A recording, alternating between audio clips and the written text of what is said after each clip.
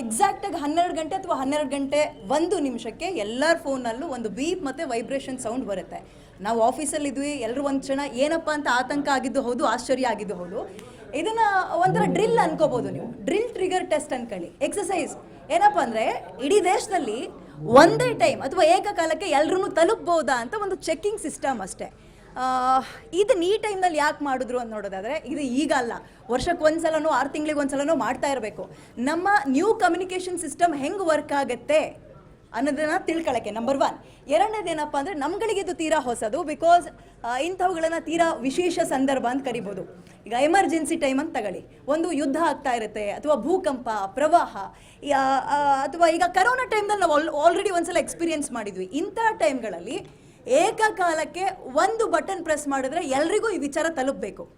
ಆ ರೀತಿಯಾಗಿ ನಮ್ಮಲ್ಲಿ ಸಿಸ್ಟಮ್ ಇದೆಯಾ, ಅಪ್ಡೇಟ್ ಆಗಿದೀವಾ ಅಂತ ತಿಳ್ಕೊಳ್ಳೋಕ್ಕಷ್ಟೇ ಒಂದು ಚೆಕ್ಕಿಂಗ್ ಮೆಸೇಜ್ ಅಂತ ಅನ್ಕೊಳ್ಳಿ. ರಾಷ್ಟ್ರೀಯ ವಿಪತ್ತು ನಿರ್ವಹಣಾ NDMA ಅವ್ರು ಕಳಿಸಿದ್ದು 12 ಗಂಟೆ 1 ಸೆಕೆಂಡ್ ನಾನು ಆರಂಭದಲ್ಲಿ ಹೇಳ್ದಂತೆ.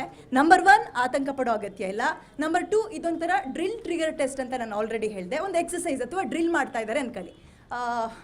ಮುಂದಿನ ದಿನಗಳಲ್ಲಿ ಇಂತಹ ಪರಿಸ್ಥಿತಿಗಳು ಏನಾದರೂ ಬಂದರೆ, ತುರ್ತಾಗಿ ಅಥವಾ ವಿಶೇಷ ಸಂದರ್ಭಗಳು ಅಂತ ಬಂದರೆ ನಾವು ಅದಕ್ಕೆ ರೆಡಿ ಇದ್ದೀವಾ ಅಂತ.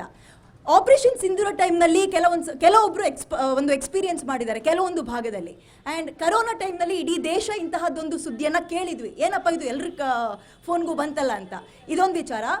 ಇನ್ನೊಂದೇನಪ್ಪ ಅಂದರೆ, ಈ ಮೆಸೇಜ್ ಏನು ಬಂದಿದೆ, ಈ ನೆಟ್ ಆನ್ ಆಗಿರಬೇಕು ಅಂಥವ್ರಿಗೆ ಮಾತ್ರ ಬರುತ್ತೆ. ಈಗ ವಾಟ್ಸಪ್ ಮೆಸೇಜ್ ಅಲ್ಲ, ನೆಟ್ ಆನ್ ಆಗಿದ್ರೆ ಮಾತ್ರ ಬರುತ್ತೆ, ಹಂಗಲ್ಲ.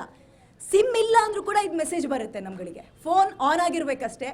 ಅದು ನೀವು ಸ್ಕ್ರೀನ್ ಟಚ್ ಇಟ್ಕೊಳ್ಳಿ, ಬೇಸಿಕ್ ಟಚ್ ಇಟ್ಕೊಳ್ಳಿ, ಅಥವಾ ಅಲ್ಲಂದರೆ ಬೇಸಿಕ್ ಫೋನ್ ಇಟ್ಕೊಳ್ಳಿ, 5G 4G ಯಾವುದು ಕೂಡ ಇದಕ್ಕೆ ಸಂಬಂಧಪಡಲ್ಲ. ಸಿಮ್ ಇಲ್ಲ ಅನ್ನುವಂತಹ ಫೋನ್ಗೂ ಕೂಡ ಈ ಮೆಸೇಜ್ ಬರುತ್ತೆ. ಒಂದು ವಿಚಾರ ಇಷ್ಟೇ, ನಾವು ಎಲ್ಲ ಟೈಮ್ಗೂ ಕೂಡ ಏಕಕಾಲದಲ್ಲಿ ಏನಾದರೂ ಮೆಸೇಜ್ ತಲುಪಿಸ್ಬೇಕು ದೇಶದ ಜನತೆಗೆ ಅಂದರೆ ನಾವು ರೆಡಿ ಇದ್ದೀವಿ ಅಂತ ತೋರಿಸೋದಕ್ಕಷ್ಟೇ. ಸೊ ಜನ ಭಯ ಪಡೋ ಅಗತ್ಯ ಇಲ್ಲ. ದೀಪ, ಅಂದ್ರೆ ಈಗ ಮೊಬೈಲ್ ಫೋನ್ಗೆ ಕಳಿಸೋದಕ್ಕಿಂತ ಉತ್ತಮ ಆಯ್ಕೆ ಬೇರೊಂದು ಇಲ್ಲ ಅಂತ ಹೇಳಿ ಗೊತ್ತಾಗ್ತಾ ಇದೆ.